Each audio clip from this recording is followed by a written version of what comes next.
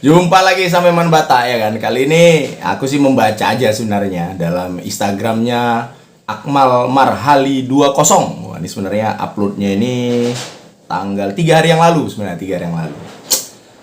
Di sini ada foto, kemudian dia buat caption sebenarnya suramnya masa depan hashtag bola kita. Wow.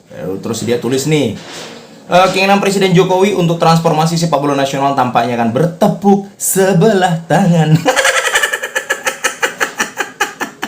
Sulit untuk melakukan perubahan meski sudah pakai uang negara. Wah, uang negara. Why? Orang-orang masih itu-itu saja. Hanya ganti casing. Wow, kayak HP. HP atau HP? HP. Meskipun dua menteri sudah diturunkan, ada Erick Thohir dan Zainuddin Amali. Bahkan ditambah John Wempi Wutepo. Mohon maaf kalau salah Pak. Sebagai wakil menteri dalam negeri. Wow, jadi berarti sudah ada pejabat publik nih. Pejabat di kabinetnya Pak Jokowi kayaknya yang diberdayakan. Erick Thohir yang punya jargon mengurus sepak bola harus punya nyali, harus diuji. Bahkan sulit untuk terrealisasi. Wow, ngeri ya Bang Akmal ya. Tim suksesnya masih itu-itu saja. Dikomandoi Iwan Budianto, ada Yunus Nusi, Juni Rahman, dan Ferry Paulus. Di mana nyalinya? Katanya. Wadaw. Jangan sampai sepak bola kita dikorbankan untuk batu loncatan politik saja. Ini bahaya dalam captionnya. Jangan sampai uang negara terbuang sia-sia hanya untuk mengakomodasi kepentingan tertentu saja. Wow, berani Bang Nibah. PSSI hanya ganti casing saja. Tak ada perubahan selama tak berani potong satu generasi pengurusnya. Hanya jadi bacaan. Selamat datang masa suram sepak bola Indonesia. Menangislah para supporter sepak bola nasional. Semoga masih ada hati nurani pada KLB 16 Februari 2023. Akmal, hashtag Akmal Marli, hashtag Save Our Soccer. Wadaw, menohok kalimat yang disampaikan oleh Bung Akmal ini. Memang dia berani ya kan. Baru kita baca komen-komen ini ya kan. Mereka jadi tim sukses cari selamat karena yakin ET bakal menang. Kompensasinya nggak jadi pengurus nggak apa-apa, asalkan borok mereka nggak diungkap. Gitu sih menurut gue. Bagus Budiarso. Apa hubungan dengan Budi Sudarsono? Tidak ada. Waduh, iya masuk akal juga, masuk akal. Tapi kalau aku pribadi sih yang ngelihat figur-figur yang disampaikan tadi oleh Bang Akmal tuh ada Iwan IB ya kan, bukan Iman Bata ya, Iwan Budianto. Ada Yunus Nusi, Juni Rahman, Ferry Paulus. Ya kalau aku pribadi ya mereka juga mungkin berjasa untuk klub masing-masing gitu kan. Apalagi kita tahu Iwan Budianto dengan Aremanya ya kan. Kemudian juga dengan Ferry Paulus dengan Persijanya. Kalau aku nggak salah, aku orangnya pudar kayak gini bukan berarti ini ya. Walaupun aku kelahiran Jakarta mama. Tapi kita balik lagi. Kalau aku pribadi sih ya, menurut aku ya ada rasa kecewa juga sebenarnya. Tapi kalaupun demikian, kalau misalnya kita menganggap orang-orang yang tadi itu mungkin adalah pengurus yang gagal, ya mungkin saat ini mereka bisa mengantarkan esko baru atau pengurus yang lebih bagus lagi. Bisa aja mereka betul kata Bang Bagus tadi, bahwasanya ya mereka itu hanya mengantarkan saja tapi nggak ikut lagi. Bisa saja gitu. Tapi disinilah aku berani bilang, kita sudah sering kali figur-figur ketua-ketua baru, tapi hasilnya ya itulah, hanya tertinggi itu hanya final Piala AFF. Kalah sama Thailand lah, kalah sama Singapura lah, gitu-gitu. Aduh, tapi udahlah.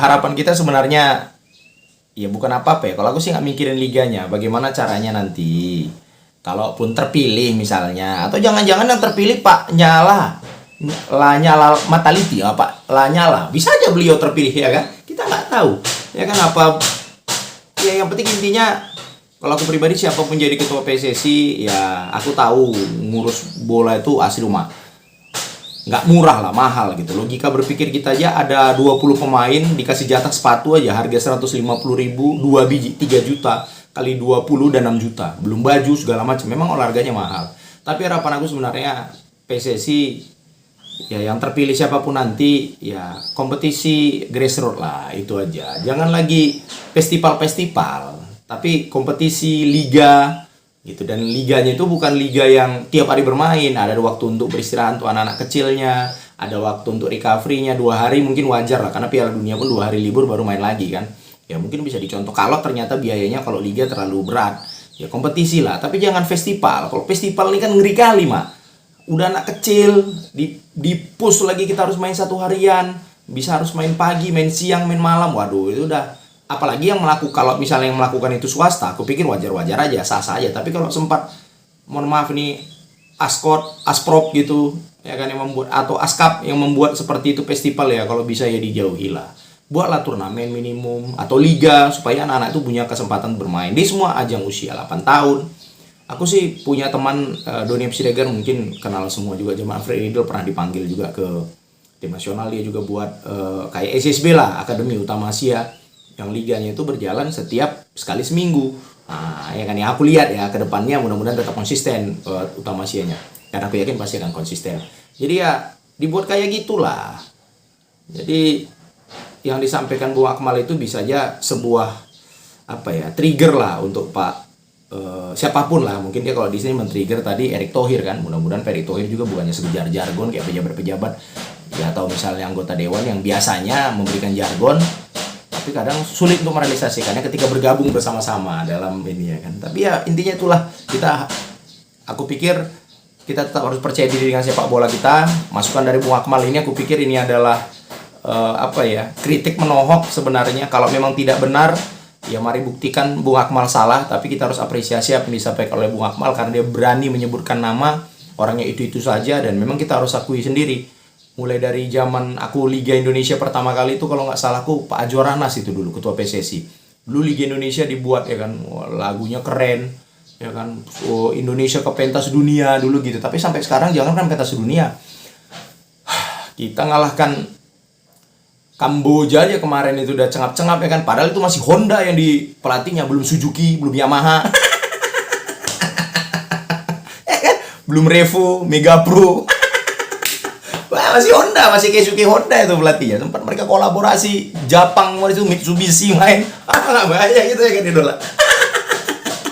Jadi ya, yang disampaikan Bung Akmal ini harus dibantah dengan prestasi tentunya, ya kan. Aku pikir beliau ini adalah tokoh yang luar biasa, berani untuk menyampaikan sesuatu yang beliau lihat, ya kan. Tugas kita mudah-mudahan ya esko-esko yang terpilih nanti betul-betul yang becus bekerja, karena aku dengar-dengar dari Sumatera Utara juga ada yang mencalonkan. Ya mudah-mudahan orang-orang baru juga, figur-figur baru, mudah-mudahan lah.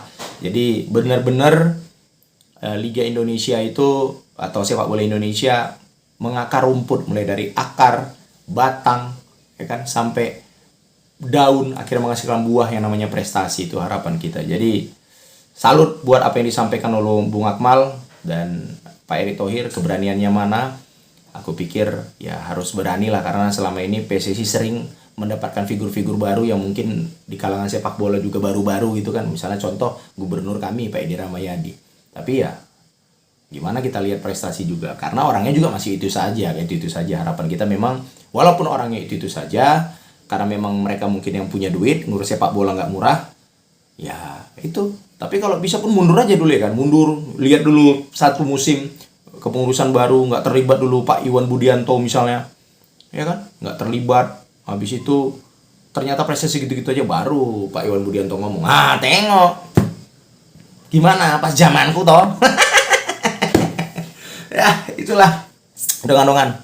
Jadi harapan kita PSSI-nya keren lah. Tapi salut buat Bung Akmal berani untuk menyampaikan sesuatu yang mudah-mudahan bisa membangkitkan sepak bola Indonesia lagi. Itu aja. Sarang ya.